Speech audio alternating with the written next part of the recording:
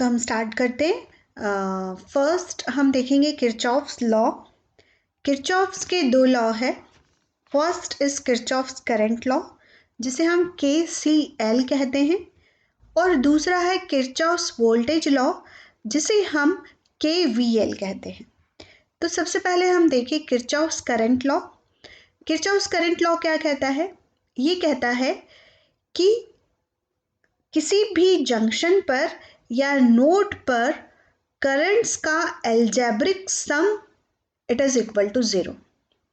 ठीक है, और ये लॉ आपका बेस्ड होता है on the law of conservation of charges का। मतलब कि suppose this is one of the node, this is the node. Node क्या कहलाती है? नोड आपका किसी भी पॉइंट पर 3 या 3 से ज़्यादा ब्रांचेस यदि मीट करती है तो वो नोड कहलाती है। ओके, तो this is the node. Here 1 2 3 currents are coming और मे बी गोइंग। सो किसी भी नोड या जंक्शन पर करंट्स का जो एल्जेब्रिक सम है वो 0 होता है। ठीक है, तो this is the Kirchhoff's current law. अब यदि मैं इस डायग्राम को देखूं तो इसमें I1, I2, I3, I4, I5 ये 5 करंट्स है। इनमें से हम देखें I1 करंट है, I5 करंट है एंड I4 करंट है। ये तीनों करंट्स आपकी जंक्शन की तरफ आ रही है। They are coming towards the junction. But यदि हम I2 और I3 को देखें तो they are outgoing currents. They are going from the junction. They are leaving the junction. They are not coming. They are leaving the junctions. तो इस तरीके से I1, I5 और I4 हमारी इनकमिंग करंट हुई और I2, I3 हमारी outgoing current हुई। तो इनकमिंग करंट्स को यदि हम पॉजिटिव ले लें, I1, I4 और I5 इसको हमने पॉजिटिव लिया है और I2 और I3 के साइन को हमने नेगेटिव लिया है और इन सबको क्या कर दिया है? हमने ऐड कर दिया है, तो we will get 0। This is the Kirchhoff's current law. Similarly यदि हम यहाँ देखें I1, I2, I3 ये तीनों ही करंट जंक्शन की तरफ आ रही है। They are incoming currents. तो इसको हम लिखेंगे I1 plus I2 plus I3 equal to 0। So the current law is also known as the junction rule. ये जंक्शन का रूल है। And what is junction? That I already told you. A junction is a place where 3 or more wires come together. Okay. So इस चीज को हम इस तरीके से भी कह सकते हैं। यदि मैं इस डायग्राम को ही कंसिडर करूं तो यहाँ देखो I1 is incoming, I2 is incoming and I3 is incoming. So I1 plus I2 plus I3 plus minus I4 minus I5, यदि इसको मैं उस तरफ ट्रांसफर कर दूं तो I can say I1, I2, I3 is incoming current and I4, I5 is the outgoing current. We can say the currents entering the node equal to the current leaving the node. Okay, or we can say incoming current equal to the outgoing current. Next है हमारा Kirchhoff's voltage law. तो Kirchhoff's voltage law क्या कहता है? Kirchhoff's voltage law कहता है कि किसी भी क्लोज्ड पाथ में पोटेंशियल राइज और पोटेंशियल ड्रॉप का सम इक्वल होता है। और इसको यदि हम इस तरीके से भी कह सकते हैं कि in any close loop the summation of the voltage and voltage drop equal to 0। किसी भी क्लोज पाथ में वोल्टेजेस का सम 0 होता है। ओके, या आप इसको कह सकते हो algebraic or vector sum of voltage around any closed path in a circuit is always 0. ठीक है, so according to KVL I can say sum of voltage rise equal to sum of voltage drop. Hence if I consider this is one of the loop, this is the closed loop, इसमें Vs voltage source है, R1 R2 आपके resistances connected है। तो KVL को apply करने के लिए हमेशा याद रखिए कि हमारे पास हम करंट की डायरेक्शन को क्या कर लेते हैं, अज्यूम कर लेते हैं। Let me take the pen. हमने यहाँ अज्यूम कर लिया कि इस वोल्टेज सोर्स से ही पूरी करंट जो है वो निकल रही है। अब यदि इसमें मुझे केवीएल अप्लाई करना है तो इस वोल्टेज सोर्स का तो हमें साइन पता है, प्लस माइनस, क्योंकि ये बैटरी का ये वाला जो टर्मिनल है वो प्लस होगा और जो छोटा लाइन है वो माइनस होगा। बट रेजिस्टेंसेस में हमें कोई प्लस माइनस गिवन नहीं होता है। बैटरी में तो गिवन है बट रेजिस्टेंस में गिवन नहीं होता है। तो इन रेजिस्टेंसेस में हम करंट को अज्यूम कर लेते हैं, प्लस और माइनस को अज्यूम कर लेते हैं। करंट चूंकि इस डायरेक्शन में फ्लो हो रही है इसमें, तो इस टर्मिनल को हम पॉजिटिव साइन देंगे और रेजिस्टेंस के इस टर्मिनल को हम नेगेटिव साइन देंगे। क्यों? क्योंकि करंट हमेशा हायर पोटेंशियल से लोअर पोटेंशियल की तरफ ही फ्लो होती है और हम प्लस साइन को हायर पोटेंशियल पर मानते हैं और माइनस साइन को लोअर पोटेंशियल पर अज्यूम करते हैं। तो बैटरी में भी यदि प्लस साइन है, जिसको कि हम इस बड़े लाइन से दिखाते हैं, ये इंडिकेट करता है कि ये टर्मिनल हायर पोटेंशियल पर है, और नेगेटिव साइन जिसको कि हम छोटी लाइन से शो करते हैं वो ये इंडिकेट करता है कि ये लोअर पोटेंशियल पर है। ठीक है, तो हम ये जानते हैं कि जैसे मैंने आपको प्रीवियस लेक्चर्स में बताया है, करंट हमेशा हायर पोटेंशियल से लोअर पोटेंशियल की तरफ ही फ्लो होता है।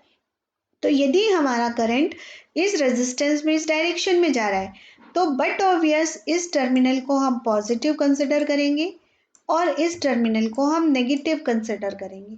सिमिलरली R2 रेजिस्टेंस में करंट डाउनवर्ड डायरेक्शन में जा रहा है, इसलिए इस टर्मिनल को हम पॉजिटिव कंसिडर करेंगे और इस टर्मिनल को नेगेटिव कंसिडर करेंगे। अब यदि इस लूप में हमें केवीएल इक्वेशन लिखनी है, तो चूंकि हमारा क्वेश्चन, हमारा लॉ क्या कहता है, लॉ हमारा कहता है algebraic or vector sum of voltage around any closed path in a circuit is always zero। तो अब इसमें लिखने के लिए, केवीएल इक्वेशन को लिखने के लिए सबसे जो इम्पोर्टेंट चीज होती है वो है आपका साइन कन्वेंशन। साइन कन्वेंशन कैसे होगा? यदि हम किसी लूप में चल रहे हैं, हमको अज्यूम करना है जब भी हमें केवीएल इक्वेशन लिखनी है, तो मान लो ये मेरा एक लूप है, तो मुझे अज्यूम करना है मैं इस लूप में यहाँ से चलना शुरू किया, तो यहाँ बैटरी सोर्स मिला, फिर आगे बढ़े तो यहाँ रेजिस्टेंस मिला, फिर आगे बढ़े तो यहाँ ये रेजिस्टेंस मिला। तो जब भी हम लूप में चलते हैं तो सबसे पहले आया सपोज ये वोल्टेज सोर्स, तो यहाँ माइनस से प्लस की तरफ हम जा रहे हैं। ठीक है, इसको मैं लेजर से दिखाती हूँ। यहाँ हम माइनस से प्लस की तरफ जा रहे हैं, तो ये वोल्टेज आपका प्लस साइन के साथ आप इंडिकेट करेंगे। क्यों करेंगे? क्योंकि जब भी हम माइनस से प्लस की तरफ जाते हैं तो माइनस को हम हमेशा कंसिडर करते हैं लो पोटेंशियल पर। ठीक है, ये लो वोल्टेज है ये, और प्लस को हम हमेशा कंसिडर करते हैं it is at higher potential. ठीक है, तो जब हम लोअर पोटेंशियल से हायर पोटेंशियल की तरफ जा रहे हैं तो वोल्टेज में इंक्रीमेंट हो रहा है, इसलिए इस इंक्रीमेंट को हम पॉजिटिव साइन से रिप्रेजेंट करेंगे। ओके, और यदि हम सर्किट में प्लस से माइनस की तरफ चल रहे हैं तो plus indicates it is at higher potential और minus indicates it is at lower potential. तो जब हम हाई से लो की तरफ जा रहे हैं मतलब कि पोटेंशियल में डिक्रीमेंट हो रहा है, तो decrement is always indicate as a negative sign. Okay, तो अब हम इस सर्किट की बात करें, जो सर्किट हमारे सामने है, यदि हम इस सर्किट की बात करें तो यहाँ हम माइनस से प्लस की तरफ जा रहे हैं, तो माइनस से प्लस की तरफ आप लोगे पॉजिटिव साइन। यहाँ हम प्लस से माइनस की तरफ जा रहे हैं तो प्लस से माइनस के लिए लोगे आप नेगेटिव साइन, और अगेन यहाँ हम प्लस से माइनस की तरफ जा रहे हैं इसलिए इसके लेंगे हम नेगेटिव साइन। तो इसलिए जो हम इक्वेशन लिखेंगे वो लिखेंगे Vs पॉजिटिव साइन के साथ, प्लस से माइनस जा रहे हैं तो minus I into R1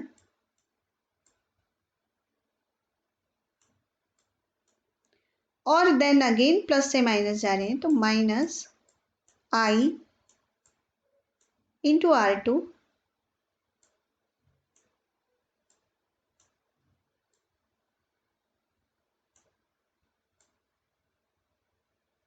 equal to 0. So this is the KVL कि सर्किट में जितने भी वोल्टेजेस थे या जो वोल्टेज ड्रॉप थे उनका समेशन क्या होता है आपका 0 होता है. दिस इज द KVL और किरचॉफ वोल्टेज लॉ. अब इसमें एक चीज और समझने वाली है कि जहां पर भी जो भी आपका ये जो बैटरी सोर्स है ये वोल्टेज प्रोवाइड कर रहा है, मतलब ये वोल्टेज को राइज कर रहा है, लेकिन रेजिस्टेंसेस में वोल्टेज ड्रॉप हो रहा है. यदि मैं इसे लिखूं तो मैं लिख सकती हूं Vs is equal to I into, इस तरफ ट्रांसफर कर दिया, I into R1 plus R2. It means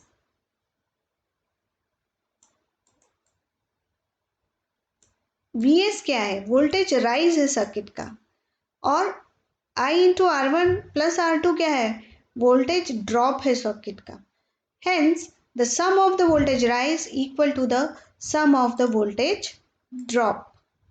Okay, this is a Kirchhoff's voltage law.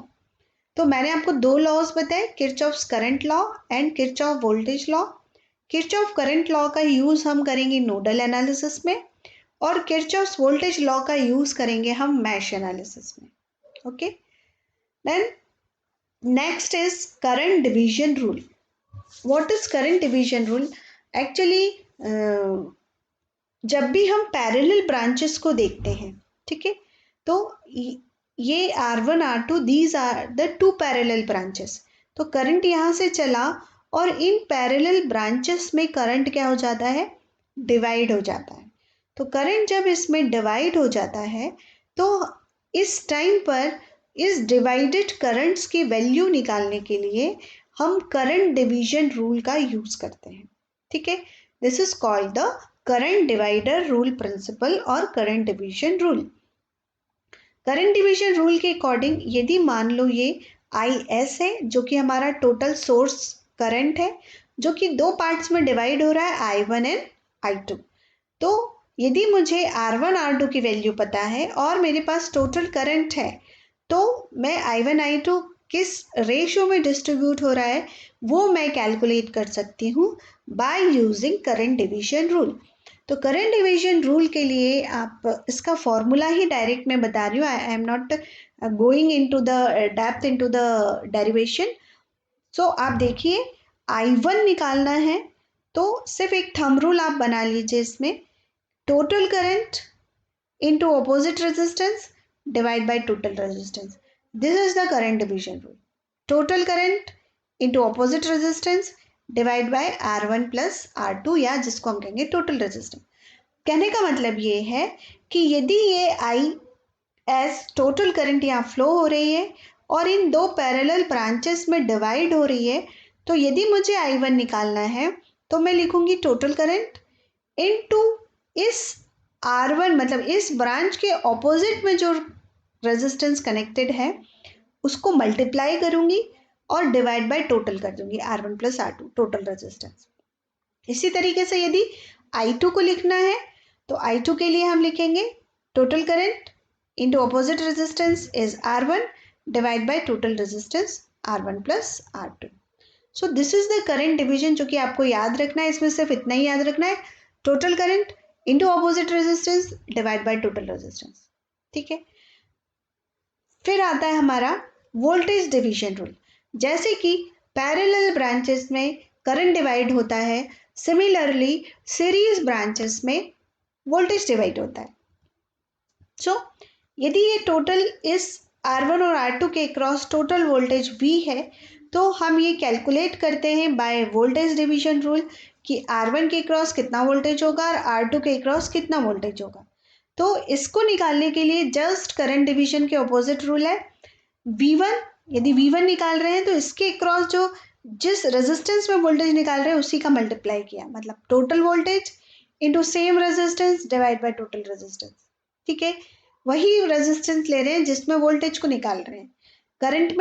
Current division में हमने उल्टा लिया था। करंट डिवीजन में हम उससे ऑपोजिट में जो रेजिस्टेंस कनेक्टेड था उसको हमने लिया था। ठीक है, तो डोंट बी कंफ्यूज।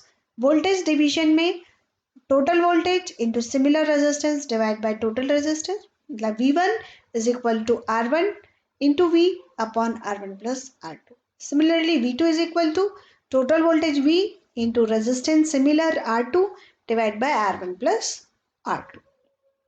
ठीक है, अब सोर्स ट्रांसफॉर्मेशन की हम बात करें। ये कुछ मैं इंपॉर्टेंट चीज़ें आपको बता रही हूँ जो कि आगे जाके हमें सर्किट को सॉल्व करने में काम आएगी।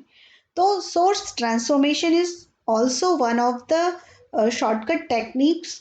यदि हमें सर्किट को सिंप्लीफाई करना है तो वी यूज़ दिस टेक्निक।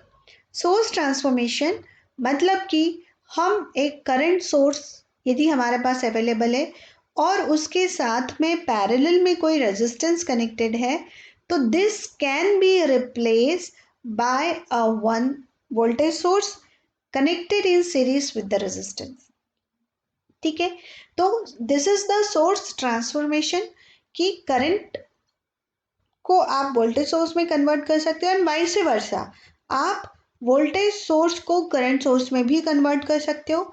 मतलब कि यदि आपके पास एक वोल्टेज सोर्स है और एक रेजिस्टेंस उसके साथ सीरीज में कनेक्टेड है तो this can be replace by one current source connected in parallel resistance.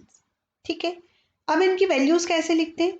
इनकी वैल्यू लिखने के लिए हम क्या करते हैं, let me take the pen. यदि ये IS करंट सपोज कर लेते हैं, इस करंट की वैल्यू है 10 एम्पियर्स और इस रेजिस्टेंस की वैल्यू है 2 ओम्स। ये हमारा सर्किट है जिसमें एक 10 एम्पियर का करंट सोर्स है, उसके साथ पैरेलल में एक रेजिस्टेंस कनेक्टेड है। यदि आपको इसको वोल्टेज में कन्वर्ट करना है तो वोल्टेज इज इक्वल टू क्या होता है? वोल्टेज इज इक्वल टू होता है I इंटू R। तो I कितना है? 10 और R कितना है? 2। तो वोल्टेज कितना हो गया? 20 वोल्ट। और ये रेजिस्टेंस की वैल्यू कितनी हो जाएगी? इस रेजिस्टेंस की वैल्यू सिमिलर रेजिस्टेंस 2 ओम को आप इसमें कनेक्ट करोगे। ठीक है, तो ये कन्वर्ट हो गया करंट सोर्स वोल्टेज सोर्स में। सिमिलरली यदि ये वोल्टेज सोर्स की वैल्यू होती है आपकी 10 वोल्ट्स और ये रेजिस्टेंस की वैल्यू होती है सपोज कर लो 5 ओम्स, तो इस करंट सोर्स की वैल्यू कितनी हो जाती? हम जानते हैं करंट क्या होता है, करंट इज इक्वल टू होता है आपका V बाय R। तो V कितना है आपका 10, R कितना है 5, तो इस करंट की वैल्यू हो जाती 2 एम्पियर्स और रेजिस्टेंस लगा है इसके साथ पैरेलल में 5 ओम्स का। So this is the concept, voltage source को करंट सोर्स में एंड करंट सोर्स को वोल्टेज सोर्स में आप कन्वर्ट कर सकते हो। Some more rule about the sources. Sources के कुछ और भी रूल्स है जो मैं आपको दिखाती हूँ। यदि दो वोल्टेज सोर्सेस सीरीज में कनेक्टेड हैं तो उन्हें हम ऐड कर सकते हैं। ठीक है, अब सीरीज में कनेक्ट होने का मतलब है, अब यहां देखिए, यदि बैटरी सोर्स आपका फर्स्ट सर्किट के हिसाब से कनेक्टेड है, मतलब कि यदि प्लस टर्मिनल दूसरी बैटरी के माइनस टर्मिनल से कनेक्टेड है तो ये दोनों वोल्टेजेस क्या हो जाएंगे? ऐड हो जाएंगे। ठीक है, और यदि प्लस साइन से कनेक्टेड है तो या similar voltage terminals similar potential के टर्मिनल साथ में कनेक्टेड हैं तो ये वोल्टेजेस सब्सट्रैक्ट हो जाएंगे, ठीक है। तो this is called the series adding voltages and this is called the series opposing voltages, ठीक है। तो यहाँ वोल्टेज का एडिशन करेंगे हम और यहाँ वोल्टेज का सब्सट्रैक्शन करेंगे, ठीक है। दूसरा, यदि आपके दो करंट सोर्सेस पैरेलल में कनेक्टेड हैं तो वो क्या हो जाते हैं, वो भी ऐड हो जाते हैं। इसमें भी ये रूल आएगा कि यदि ये 5 एम्पियर यहाँ पे जा रहा है और ये 5 एम्पियर भी इस नोड पे आ रहा है तो टोटल करंट जो फ्लो होगी वो 5 + 5 = 10 एम्पियर फ्लो होगी, ठीक है। तो parallel current sources are added, लेकिन यहाँ पर देखिए यदि इनकी डायरेक्शन ऑपोजिट है, यहाँ पर अभी सिमिलर डायरेक्शन में थी, दोनों ही नोड की तरफ जा रही थी तो इसलिए टोटल करंट मिल गई 10 एम्पियर, लेकिन एक सिमिलर करंट इस नोड पे जा रही है और उतनी करंट यहाँ से निकल जा रही है तो इधर कोई करंट फ्लो नहीं होगी।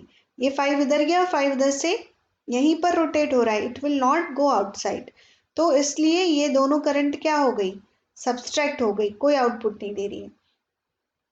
अब यहाँ पर देख लीजिए कि यदि 5 एम्पियर करंट इस नोड पे आ रहा है और 3 एम्पियर करंट यहाँ से निकल जा रहा है तो ये करंट सब्सट्रैक्ट हो जाएगी, ये एक अपवर्ड डायरेक्शन में और दूसरी डाउनवर्ड डायरेक्शन में।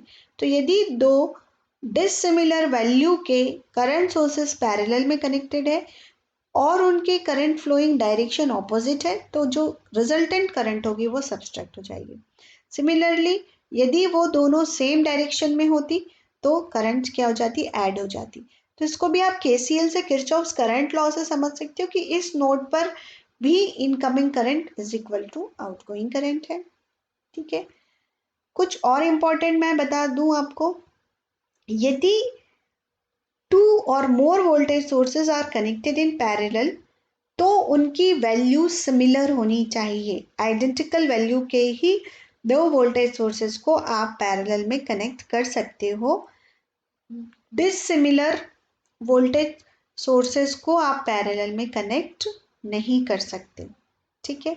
इससे क्या होगा, सर्कुलेटिंग करंट फ्लो होगा and it will not go to the outside, means हम लोड यदि यहाँ पे कनेक्ट करें तो लोड को करंट नहीं मिलेगा यदि हम दो डिसिमिलर वैल्यू के वोल्टेज सोर्सेस पैरेलल में कनेक्ट करेंगे। और वैसे भी मैंने प्रीवियस लेक्चर में बताया था दो पैरेलल ब्रांचेस के क्रॉस वोल्टेज सेम होता है और आइडियली सेम होना चाहिए, तो हम कभी भी दो डिफरेंट वैल्यू के वोल्टेज सोर्सेस को पैरेलल में कनेक्ट नहीं करते।